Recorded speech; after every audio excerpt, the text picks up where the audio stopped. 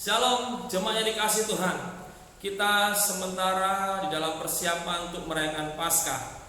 Paskah adalah peristiwa kematian yang diikuti dengan kebangkitan, penderitaan yang diikuti dengan kemuliaan. Ya, Yesus Kristus, Dia menderita, kemudian sampai mati di atas kayu salib, tetapi pada hari yang ketiga Dia bangkit dari antara orang mati dan kemuliaan Tuhan dinyatakan kepada seluruh umat manusia.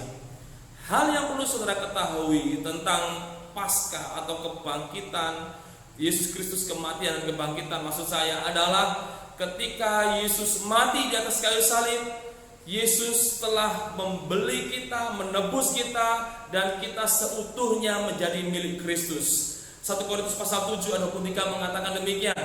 Kamu telah dibeli dan harganya telah lunas dibayar. Kita semua menjadi milik Kristus dan kuasa dosa tidak lagi memiliki hak atas hidup kita. Sama sekali tidak ada hak, karena kita telah dibeli dan harganya telah lunas dibayar oleh Yesus dengan darahnya sendiri. Lalu apa yang terjadi dengan hidup kita setelah kita memiliki Tuhan yang baru, Tuhan yang baru? Puji Tuhan, mari sama-sama kita membaca dalam 1 Petrus pasal 2 ayat 25. Dikatakan, dahulu kamu seperti domba yang tersesat, tetapi sekarang kamu sudah kembali kepada gembala dan pemelihara jiwamu. Sebelumnya kita adalah hamba dosa, dan firman Tuhan katakan kita seperti domba yang tersesat. Domba yang tersesat? Seperti apa domba yang tersesat? Domba yang tersesat adalah domba yang terpisah dari kawanan domba yang lainnya dan juga dari gembala. Apa yang terjadi dengan domba yang tersesat? Domba yang tersesat akan selalu hidup dalam bahaya binatang buas. Domba yang tersesat tidak memiliki perlindungan. Domba yang tersesat tidak memiliki tempat perteduhan. Ketika domba tersesat itu jatuh dalam perangkap, maka tidak ada gembala yang menolongnya. Ketika domba itu sakit atau terluka, maka tidak ada gembala yang membebannya. Ketika domba itu lapar, maka tidak ada gembala yang membawa kepada padang rumput hijau dan ke air yang tenang. Seperti itulah kondisi kita dahulu sebelum Yesus memiliki kita seutuhnya. Sekarang kita adalah milik Kristus seutuhnya.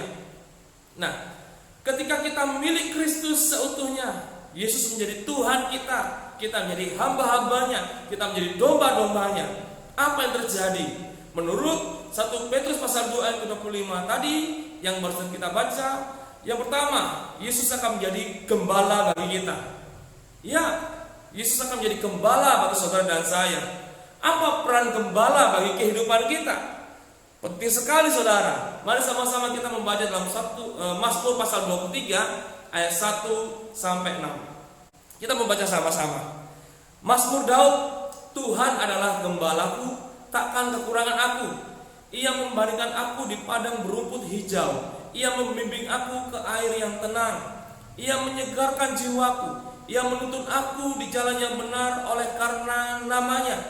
Sekalipun aku berjalan dalam lembah kekelaman, aku tidak takut bahaya, sebab Engkau besertaku, gadamu dan tongkatmu itulah yang menghibur aku. Engkau menyediakan hidangan bagiku di hadapan lawanku. Engkau mengurapi kepalaku dengan minyak, pialaku penuh melimpah. Kebajikan dan kemurahan belaka akan mengikuti aku seumur hidupku, dan aku akan diam dalam rumah Tuhan sepanjang masa. Puji Tuhan, sebagai gembala agung, Yesus akan menyediakan apa yang kita butuhkan sehingga kita tidak akan kekurangan. Dalam terjemahan dikatakan, The Lord is my shepherd, I shall not want. Dalam ayat yang pertama, Tuhan adalah gembalaku, maka aku tidak ingin apa-apa lagi. Ya, tidak ingin sesuatu yang lain, karena semua sudah dicukupkan oleh Tuhan. Aku tidak kekurangan. Apa yang aku butuhkan Tuhan sudah sediakan. Apa yang disediakan? Tuhan akan menyediakan kebutuhan jasmani kita dalam ayat kedua. Tuhan menyediakan kebutuhan bagi jiwa kita dalam ayat ketiga. Tuhan menyediakan perlindungan dan penghiburan bagi kita dalam ayat keempat. Tuhan menyediakan kemenangan di dalam pergumulan kita dalam ayat kelima. Tuhan menyediakan kemakmuran dan kasih setia yang menyertai kita sampai selama-lamanya dalam ayat yang ke-6. Itulah peran gembala dalam kehidupan kita. Oleh sebab itu kita mau menyadari bahwa Tuhan adalah gembala kita. Saudara tidak perlu takut lagi, saudara tidak perlu khawatir lagi, karena ada gembala yang selalu tersedia untuk saudara dan saya. Yesus juga akan berperan sebagai penjaga jiwa menurut 1 Petrus pasal 2 ayat 25 tadi. Sebagai pemilik hidup, maka Yesus akan memelihara jiwa kita, memelihara hidup kita. Kenapa Yesus memelihara hidup kita? Kenapa Yesus menjaga kita? Kenapa Yesus merawat kita? Tentu saja karena Yesus mengasihi saudara dan saya. Kita berharga di mata Tuhan. Kita adalah kesayangan Tuhan. Apa buktinya? Jelas saudara. Yang pertama, Yesus telah menebus kita dengan darahnya sendiri.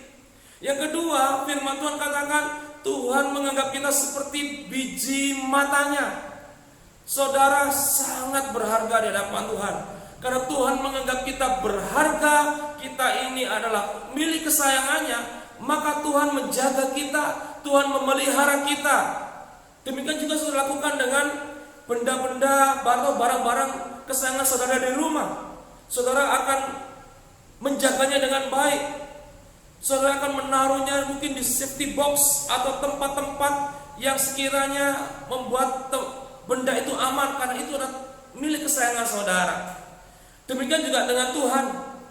Saudara dan saya adalah biji matanya Tuhan. Kita berharga di hadapan Tuhan, dan Tuhan menjaga kehidupan kita. Jadi dalam persiapan Paskah tahun ini, walaupun kita beribadah secara online di rumah karena kondisi yang ada sekarang ini, tetapi itu tidak akan mengurangi makna atau arti dari Paskah itu sendiri. Bahwa Yesus adalah penebus kita, memiliki kita seutuhnya. Dia adalah gembala kita, Dia adalah penjaga kita. Dan saudara yang dikasihi Tuhan, jangan khawatir, percaya dan tetap hidup dalam hikmat Tuhan, maka Tuhan akan melindungi kita semua. Tuhan memberkati kita semua di dalam nama Tuhan Yesus Kristus. Amin. Haleluya.